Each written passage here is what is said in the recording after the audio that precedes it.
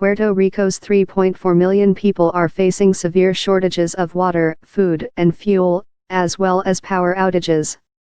Maria struck on September 20 as the most powerful hurricane to hit Puerto Rico in nearly 90 years, knocking out electricity to the entire island, causing widespread flooding and major damage to homes and infrastructure.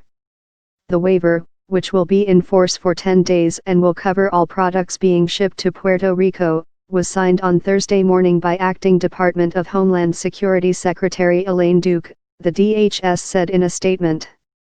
The waiver aimed to ensure we have enough fuel and commodities to support life-saving efforts, respond to the storm, and restore critical services and critical infrastructure operations, Duke said.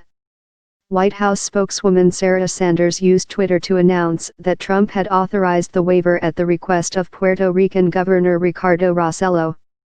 The governor retweeted her post with a "thank you" at POTUS, referring to Trump's official Twitter handle.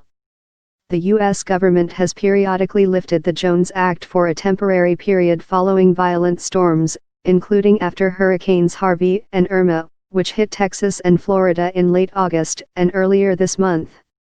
Even as the Federal Emergency Management Agency and the U.S. military have stepped up relief efforts in Puerto Rico, many residents have voiced exasperation at the prolonged lack of electricity, reliable supplies of drinking water and other essentials. Critics have said the island is not getting the same response from the federal government as it would if it were a U.S. state, even though its residents are U.S. citizens. Defends Trump response. Rossello has strongly defended the Republican president's response. The president has been very diligent, he has been essentially talking to us every day, the governor said in an interview with MSNBC on Thursday. Outlining some of the problems facing the island, Rossello said, "Really our biggest challenge has been the logistical assets to try to get some of the food and some of the water to different areas of Puerto Rico. We need truck drivers," he said, adding he had asked the Department of Defense to send troops to help with transportation. "The food is here, the water is here. We welcome more help. But critically, what we need is equipment, and people, either national or state troops," Rossello said. Brigadier General Rich Kim, who is the Deputy Commanding General of U.S. Army North, arrived in Puerto Rico on Wednesday to take charge of coordinating military efforts. Military assistance includes assessing the needs of the island's hospitals, trying to set up communications with each of the 78 municipalities and establishing a plan for distributing food and water, the Pentagon said on Wednesday.